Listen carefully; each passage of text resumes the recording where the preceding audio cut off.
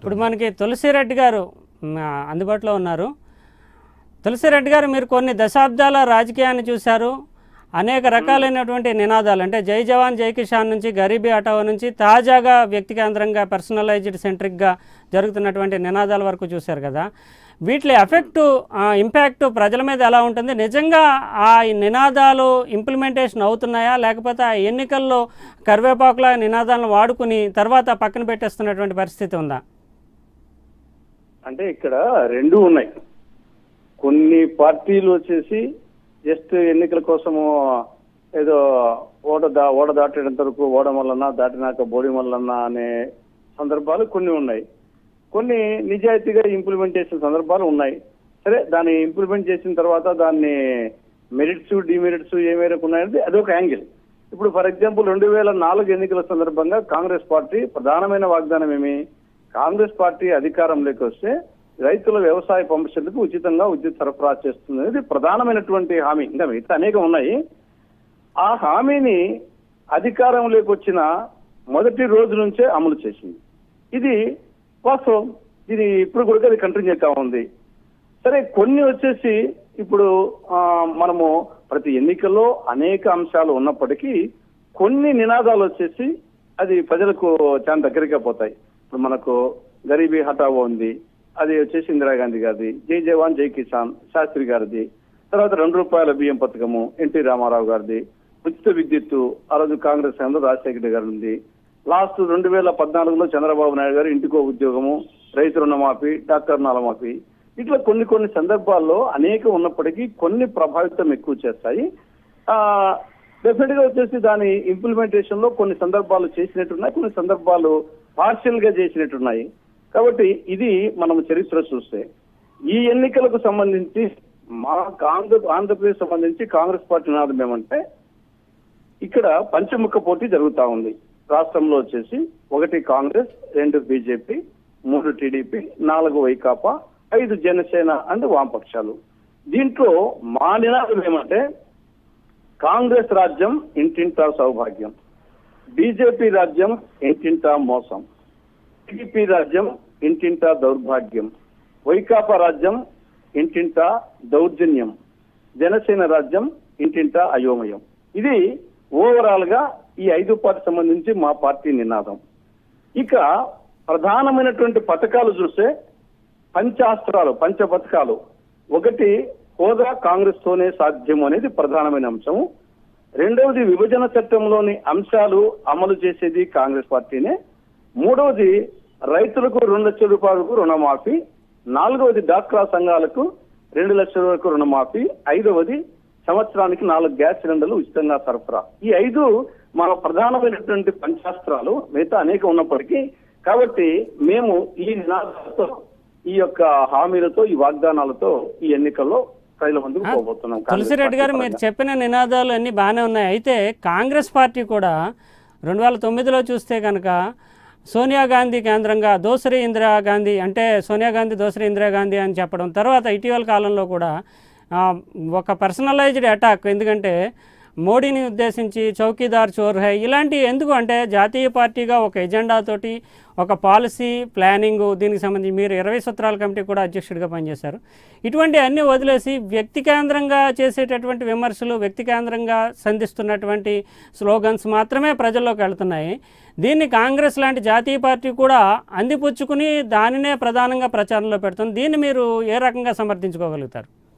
లేదు, మా దాంట్లో ప్రధానమైన నినాదము రైతుల సమస్య. ఇప్పుడు రాహుల్ గాంధీ గారు ఎక్కడ పోయినా ఆయన చెప్పేది, అంటే రాహుల్ గాంధీ గారు ఎక్కడికి వెళ్ళినా కూడా చౌకీదార్ చోర్ హై అనేదే ఎక్కువ చెప్పేందుకు, దాన్ని ప్రజల్లో తీసుకెళ్లేందుకు ట్రై చేస్తున్నారు తప్పితే దానికంటే కూడా రైతులు ఫస్ట్ వస్తుంది. రైతులకు కాంగ్రెస్ పార్టీ అధికారంలోకి వస్తే వ్యవసాయ రుణాల మాఫీ చేస్తుంది. ఈనాడు వ్యవసాయ రంగం తీవ్ర సంక్షోభంలో ఉంది. వ్యవసాయం గిట్టుబాటు కావడం లేదు.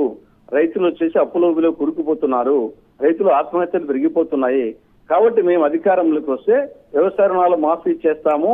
అది రాజస్థాన్, మధ్యప్రదేశ్, ఛత్తీస్గఢ్ ఎన్నికల్లో చెప్పడము జరిగింది. దాన్ని 10 రోజులు అన్నప్పుడు 2 రోజుల్లో చేయడం జరిగింది. కాబట్టి ప్రధానంగా రాహుల్ గాంధీ గారు ఎక్కడ పోయినా, దేశవ్యాప్తంగా కాశ్మీర్ నుండి కన్యాకుమారి, కటక్ ఎక్కడ పోయినా ప్రధానంగా వ్యవసాయ రంగం సంక్షోభం గురించి, నిరుద్యోగ సమస్య గురించి మాట్లాడుతూ ఆ నేపథ్యంలో వచ్చేసి డెఫినెట్ గా వచ్చేసేసి రాఫెల్ యుద్ధ విమానాల కుంభకోణంలో దాదాపు 40,000 కోట్ల రూపాయలు జరిగిందనేది ఈనాడు వచ్చేసి ప్రజలు అది నమ్ముతున్నారు. అది ఈ రోజు మోడీ వచ్చేసి ఒక ఆయన చాలా పవిత్రుని చెప్పుకుంటున్నారు కాబట్టి ఆయన పవిత్రుడు కాదు, ఆయన పర్సనల్ ఇన్వాల్వ్మెంట్ ఉంది అనేది డెఫినెట్ గా వచ్చేసి ఆ పాయింట్ చెప్పాల్సిన అవసరం ఉంది కాబట్టి ఆ పాయింట్ చెప్తున్నారు. కాబట్టి నేచురల్ గా వచ్చేసి సమస్యలు, వ్యవసాయ రంగం సమస్యలు, నిరుద్యోగ సమస్యను, మెయిన్ గా దేశంలో పెరిగిపోతున్న అసహనము, వీటిని చెప్తూ ఆ నేపథ్యంలో ఇది కూడా చెప్తున్నాడు. ఇది ఒక్కటే చెప్పడం లేదు, ఇవి చెప్తూ అది కూడా చెప్తున్నాడు. అంటే కొన్ని సందర్భాల్లో అస్సలు పోకుండా తప్పదు కదా. ఎందుకంటే మనం ఎంత పార్టీ పరంగా చెప్పినా గానీ నేచురల్ గా లీడర్ ఓరియంటెడ్ పాలిటిక్స్ కూడా కొంత ఉంటాయి. ఇది ఇక్కడే సమస్య. అంటే లీడర్ ఓరియంటెడ్ పాలిటిక్స్ నడుస్తున్నటువంటి పరిస్థితుల్లో కాంగ్రెస్ పార్టీ రాహుల్ గాంధీని మోడీకి ధీటైనటువంటి నాయకుడిగా నిలబెట్టాల్సినటువంటి పరిస్థితిలో అటువైపు బీజేపీ మోడీ సెంట్రిక్గా నినాదాలను రూపొందించుకుంటుంటే కాంగ్రెస్ పార్టీ కూడా మోడీ సెంట్రిక్గానే విమర్శలు గుప్పిస్తుంది తప్పితే రాహుల్కి ఉండేటటువంటి క్వాలిటీసు, దేశానికి ఇచ్చేటటువంటి ప్రామిస్, మూడ్ ఆఫ్ ది నేషన్ని ప్రతిబింబించే విధమైనటువంటి నినాదాన్ని కాంగ్రెస్ పార్టీ ఎందుకు రూపొందించుకోలేకపోతుంది అనేది ప్రధానమైన విమర్శగా వినిపిస్తుంది. దీన్ని మీరు ఎలా చూస్తారు? అంశాలు ఇప్పుడు దేశంలో 70 to 75% రైతులు ఉన్నారు. ఆ రైతుల గురించి చెప్తున్నారు. మేము అధికారంలోకి వస్తే 33% మహిళా రిజర్వేషన్స్ అని చెప్తున్నారు. కాబట్టి సగం జనాభా మహిళలు వాళ్ళ గురించి మాట్లాడుతున్నారు. 75% రైతులు, రైతు కూలీలు వాళ్ళ గురించి మాట్లాడుతున్నారు. కాబట్టి దేశ ప్రజల సమస్యల గురించి మాట్లాడుతున్నారు. డెఫినెట్ గా వచ్చేసి ఈనాడు మోడీ రాహుల్ కంపేర్ చేసినప్పుడు డెఫినెట్ గా వచ్చేసి రాహుల్ ఏ విధంగా చూసినా ఈయన ఒక నిజాయితీ పరుడు. అంటే మీరు అది ప్రొజెక్ట్ చేయలేకపోతున్నారు అంటే రాహుల్ వర్సెస్ మోడీ అనేటువంటి అంశాన్ని ప్రొజెక్ట్ చేయలేకపోతున్నారు అనేది. ఒకప్పుడు రాహుల్ పప్పు అన్న వాళ్ళే ఇప్పుడు పప్పు కాదు నిప్పు అంటున్నారు. వచ్చేసి మోడీ శకం అంతే. మోడీని ఒకప్పుడు ఇంకా 15-20 సంవత్సరాలు మోడీకి ఆయనకు అడ్డు ఉండదు అంటే వాళ్ళే ఇప్పుడు లేదు ఈసారి అయిపోతున్నాడు, మోడీ అయిపోతుంది, మోడీ శకం అంతమైంది, రాహుల్ శకం ఆరంభమైందని చెప్పేసి ఈవెన్ బీజేపీ, శివసేన వాళ్ళే చెప్తున్నారు వచ్చేసి.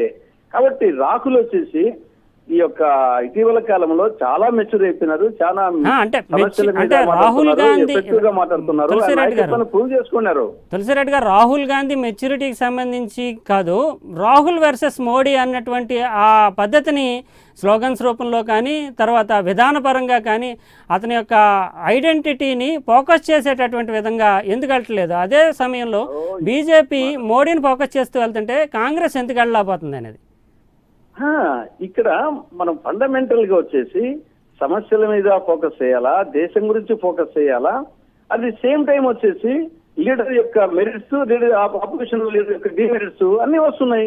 ఇక్కడ రాహుల్ వచ్చేసి మన రాజస్థాన్, మధ్యప్రదేశ్, ఛత్తీస్గఢ్ ఎన్నికల్లో రాహుల్ గాంధీ గారి నాయకత్వాన్ని ప్రజలు యాక్సెప్ట్ చేశారు కదా రీసెంట్ ఎన్నికలు. కాబట్టి బీజేపీ రూల్డ్ స్టేట్స్, కేంద్రంలో అధికారంలో బీజేపీ ఉన్నది, రాష్ట్రంలో వాళ్ళే ఉన్నారు. వాళ్ళు ఎన్ని ప్రయత్నాలు చేసినా వచ్చేసి రాహుల్ నాయకత్వాన్ని మొత్తం బీజేపీ పాలిత రాష్ట్రాల్లోనే యాక్సెప్ట్ చేశారు కదా. రాజస్థాన్, మధ్యప్రదేశ్, ఛత్తీస్గఢ్ లో గతంలో వచ్చేసి మొత్తం రాజస్థాన్ లో 25 ఎంపీ సీట్లు 25 వాళ్ళకే వచ్చినాయి. తర్వాత ఇక్కడ మధ్యప్రదేశ్ లో 29కి 27 వాళ్ళకే వచ్చినాయి. ఛత్తీస్గఢ్ లో 11కు 10 వాళ్ళకి వచ్చినాయి. అటువంటి రాష్ట్రాల్లో అసెంబ్లీలు కూడా వాళ్ళ చేతిలో ఉండే రాష్ట్రాల్లో, కేంద్రము వాళ్ళ చేతిలో ఉండే రాష్ట్రంలో వచ్చేసి కాంగ్రెస్ పార్టీ అధికారంలోకి వచ్చిందంటే రాహుల్ గాంధీ గారి నాయకత్వాన్ని ప్రజలు విశ్వసించడానికి ఎంతకంటే నిదర్శనం ఏం కావాలా? రీసెంట్ ఫినామినా కదా అది. వీళ్ళు ఏదో ముందు చెప్పుకుంటున్నారు మేము గెలిచాం, అన్ని గెలిచామని 2 ప్రధానాలు ఉంటే వాటిలో కూడా రీసెంట్ 5 రాష్ట్రాల ఎన్నికలు జరిగితే 5 రాష్ట్రాల్లో బీజేపీ పోయింది కదా. కాంగ్రెస్ వచ్చేసి మిజోరాం ఉండొచ్చు, తెలంగాణలో మాకు ముందు లేదు ఇప్పుడు లేదు, కానీ బీజేపీ 3 రాష్ట్రాల్లో ఉండేది మాకు వచ్చినాయి కదా. Thank you.